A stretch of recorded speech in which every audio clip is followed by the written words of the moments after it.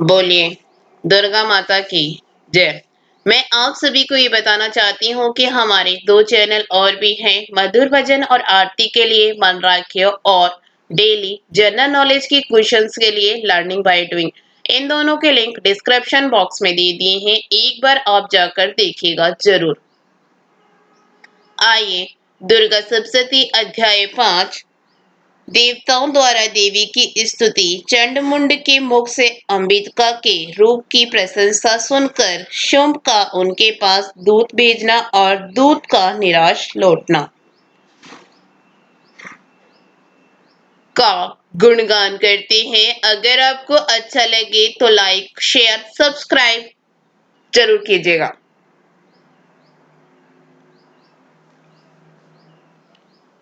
ओम इस उत्तर चरित्र के रुद्र ऋषि हैं, महासरस्वती देवता हैं, अनुष्टुप छंद है, भीमा शक्ति है, भामरी बीज है, सूर्य तत्व है और सामदेव स्वरूप है। महासरस्वती की प्रसन्नता के लिए उत्तर चरित्र के पाठ में इसका विनियोग किया जाता है, जो अपने कर कमलों में घंटा, शूल, हल, शंख, मूषल, चक्र, धनुष और बाण धारण करती हैं। शरद ऋतु के शोभा संपन्न चंद्रमा के समान जिनकी मनोहर कांति है, जो तीनों लोकों के आधारभूत और शुभ आदि दैत्यों का नाश करने वाली है, तथा गौरी के शरीर से जिनका प्राकट्य हुआ है, उन महा सरस्वती देवी का मैं निरंतर भजन करता हूँ। ऋषि कहते हैं, पूर्व काल में शुंभ और निशुंभ नामक असुरों ने अपने बल के घमंड में आकर शचीपति इंद्र के हाथ से तीनों लोकों का राज्य और यज्ञ भाग छीन लिया। वे ही दोनों सूर्य, चंद्रमा, कुबेर, यम और वरुण के अधिकार का भी उपयोग करने लगे। वायु और अग्नि का कार्य भी वे ही करने लगे।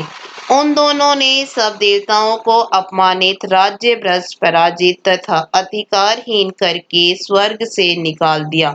उन दोनों महान असुरों से तिरस्कृत देवताओं ने अपराजिता देवी का स्मरण किया और सोचा, जगदम्बा ने हम लोगों को वर दिया था कि आपत्ति काल में स्मरण करने पर मैं तुम्हारी सब आपत्तियों का तत्काल नाश कर दूंगा। यह विचार कर देवता गिरिराज हिमालय पर गए और वहां भगवती विष्णु माया की स्तुति करने लगे। देवता बोले, देवी को नमस्कार है, महादेवी शिवा को सर्वदा नमस्कार है। प्रकृति एवं भद्रा को प्रणाम है। हम लोग नियम पूर्वक जगदम्बा को नमस्कार करते हैं। रुद्रा को नमस्कार है। नित्य गौरी एवं धात्री को बारंबार नमस्कार है। ज्योत्स्नाय मई चंद्र रूपिणी एवं सुख स्वरूपा देवी को शतत प्रणाम है। शरणागतों का कल्याण करने वाली वृद्धि एवं सिद्धि रूपा देवी को हम बारंबार नमस्कार करते हैं।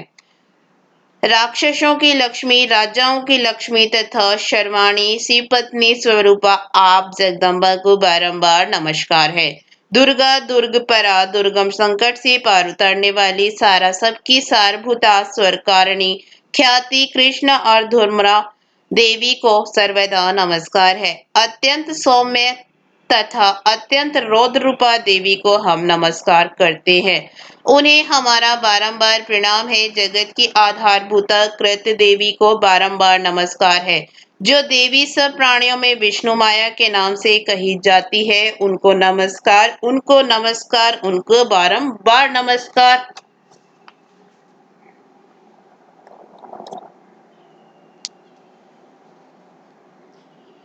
जो देवी सब प्राणियों में चेतना कहलाती है, उनको नमस्कार, उनको नमस्कार, उनको बारंबार नमस्कार है। जो देवी सब प्राणियों में बुद्धि रूप से स्थित है, उनको नमस्कार, उनको नमस्कार, उनको बारंबार नमस्कार है।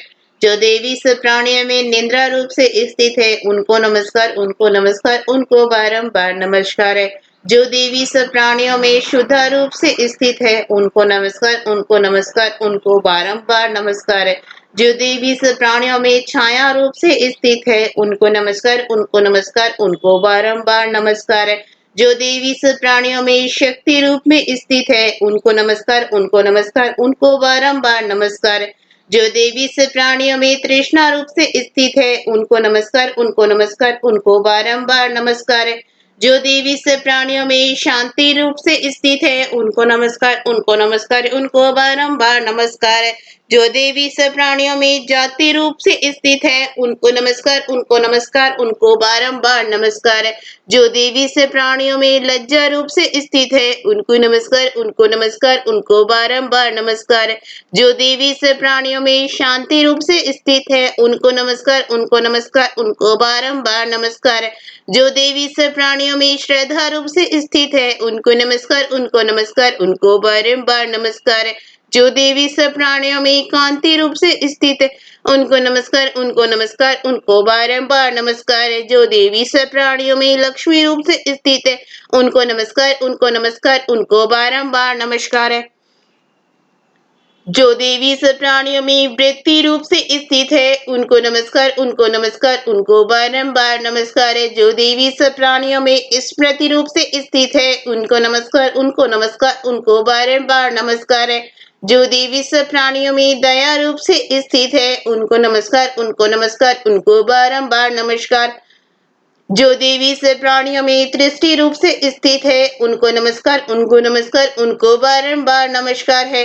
जो देवी से प्राणियों में माता रूप से स्थित है उनको नमस्कार, उनको नमस्कार, उनको बारंबार नमस्कार है।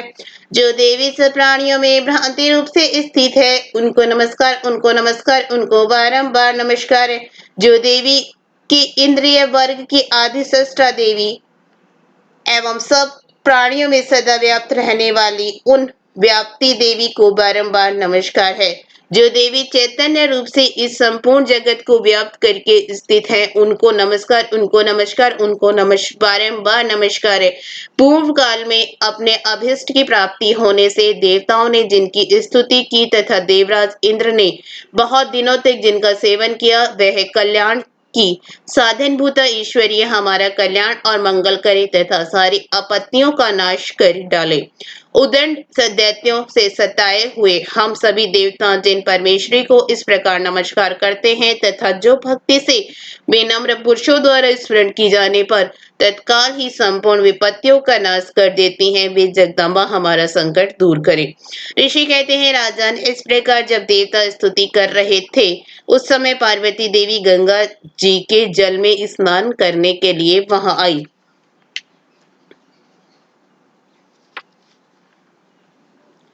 उन सुंदर मोहों वाली भगवती ने देवताओं से पूछा, आप लोग यहाँ किसकी स्तुति करते हैं? तब उन्हीं के शरीर कोश से प्रकट हुई शिवा देवी बोली, शुभ दैत्य से तिरस्कृत और युद्ध में निशुम्भ से पराजित हो यहाँ एकत्रित हुए ये समस्त देवता यह मेरी ही स्तुति कर रहे हैं। पार्वती जी के शरीर कोश से अंबिका का प्रादुर्भाव हुआ था, इसलिए वे समस्त लोकों में कौशिकी कही जाती है। कौशिकी के प्रकट होने के बाद पार्वती देवी का शरीर काले रंग का हो गया, अतः वे हिमालय पर रहने वाली कालिका देवी के नाम से विख्यात हुई। तदंतर शुभ निशुम्भ के भ्राते चंडमुंड वहां आए और उन्होंने परम मनोहर रूप धारण करने वाले अंबिका देवी को रखा। फिर वे शुभ के पास जाकर बोले, महाराज, एक अत्यंत मनोहर स्त्री है जो अपनी दिव्य कांति से हिमालय को प्रकाशित कर रही है। वैसा उत्तम रूप कहीं किसी ने भी नहीं देखा होगा। असुरेश्वर, पता लगाइए वह देवी कौन है और उसे ले लीजिए। स्त्रियों में तो वह रतन है, उसका प्रत्येक अंग बहुत ही सुंदर है तथा वह अपने श्री अंगों की प्रभा से संपूर्ण दिशाओं में प्रकाश फैला रही है। दैत्यराज, अभी वह हिमालय पर ही मौजूद है, आप उसे देख सकते हैं। प्रभु, तीनों लोकों में मणि, हाथी और घोड़े आदि जितने भी रतन हैं वे सब इस समय आपके घर में शोभा पाते हैं। हाथियों में रतनभूत ऐरावत, यह पारिजात का वृक्ष और यह उच्चेश्वरा घोड़ा, यह सब आपने इंद्र से लिए लिया है। हंसों से जुता हुआ यह विमान भी आपके आंगन में शोभा पाता है। यह रतनभूत अद्भुत विमान जो पहले ब्रह्मा जी के पास था अब आपके यहाँ लाया गया है। यह महापद नामक निधि आप कुबेर से छीन लाए हैं। समुद्र ने भी आपको किंजलकिनी नाम की माला भेंट की है, जो केशरों से सुशोभित है और जिसके कमल कभी कुम्हलाते नहीं हैं। सुवर्ण की वर्षा करने वाला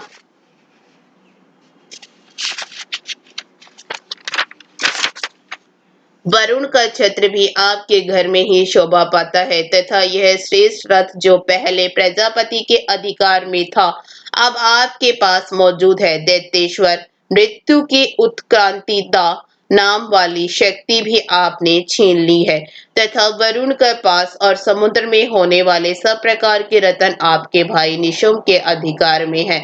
अग्नि ने भी स्वतः शुद्ध किए हुए दो वस्त्र आपकी सेवा में अर्पित किए हैं दैत्यराज।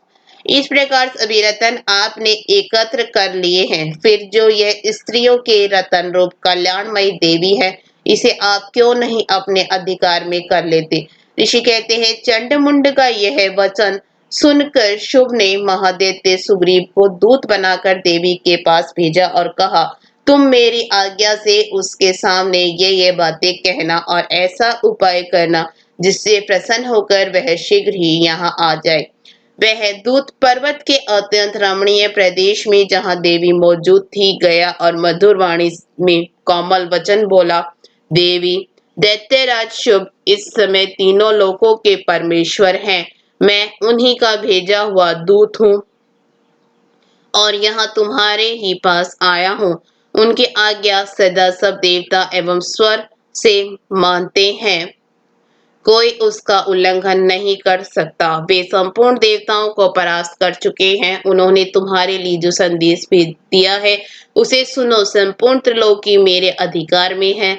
देवता भी मेरी आज्ञा के अधीन चलते हैं। संपूर्ण यज्ञों के भागों को मैं ही पृथक पृथक भोगता हूँ।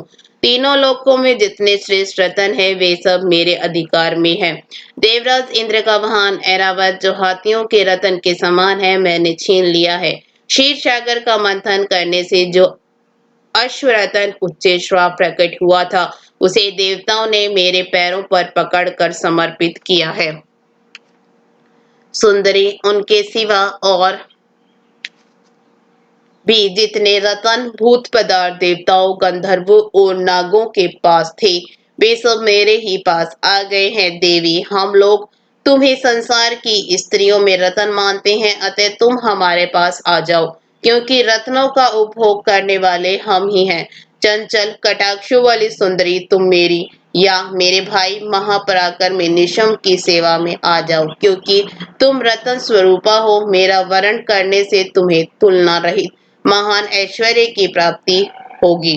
अपनी बुद्धि से यह विचार कर तुम मेरी पत्नी बन जाओ। ऋषि कहते हैं, दूत के यूं कहने पर कल्याणमयी भगवती दुर्गा देवी जो इस जगत को धारण करती है मन ही मन गंभीर भाव से मुस्कुराई और इस प्रकार बोली, दूत, तुमने सत्य कहा है, इसमें तनिक भी मिथ्या नहीं है। शुम्भ तीनों लोकों का स्वामी है और निशुम्भ भी उसी के समान पराक्रमी है, किंतु इस विषय में मैंने तो प्रतिज्ञा कर ली है, उसे मिथ्या कैसे करूं? मैंने अपनी अल्प बुद्धि के कारण पहले से जो प्रतिज्ञा कर रखी है उसे सुनो। जो मुझे संग्राम में जीत लेगा, जो मेरे अभिमान को चूर्ण कर देगा तथा संसार में जो मेरे समान बलवान होगा वही मेरा स्वामी होगा। इसलिए शुंभ अथवा महादैत्य निशुम्भ स्वयं ही यहाँ पधारे और मुझे जीत कर शीघ्र ही मेरा पाणी ग्रहण कर ले। इसमें विलंब की क्या आवश्यकता है? दूत बोला, देवी, तुम घमंड में भरी हो, मेरे सामने ऐसी बातें ना करो। तीनों लोकों में कौन ऐसा पुरुष है जो शुंभ निशुम्भ के सामने खड़ा हो सके? देवी, अन्य दैत्यों के सामने भी सारे देवता युद्ध में नहीं ठहर सकते, फिर तुम अकेली स्त्री होकर कैसे ठहर सकती हो? जिन शुंभ आदि दैत्यों के सामने इंद्र आदि सब देवता भी युद्ध में खड़े नहीं हुए, उनके सामने तुम स्त्री होकर कैसे जाओगी? इसलिए तुम मेरे ही कहने से शुंभ निशुम्भ के पास चली जाओ। ऐसे कहने से तुम्हारे गौरव की रक्षा होगी, अन्यथा जब वे कीच पकड़कर घसीटेंगे तब तुम्हें अपनी प्रतिष्ठा खोकर जाना पड़ेगा। देवी ने कहा, तुम्हारा कहना ठीक है, शुंभ बलवान है और निशुम्भ भी बड़े पराक्रमी है, किंतु क्या करूं? मैंने पहले बिना सोचे समझे प्रतिज्ञा कर ली है। अतः अब तुम जाओ, मैंने तुमसे जो कुछ कहा है वह सब दैत्यराज से आदर पूर्वक कहना, फिर वे जो उचित जान पड़े करें। इस प्रकार श्री मार्कंडेय पुराण में स्वर्णिक मनवंतर की कथा के अंतर्गत देवी महात्म्य में देवी दूत संवाद नामक 5वां अध्याय पूरा हुआ। बोलिए दुर्गा माता की जय।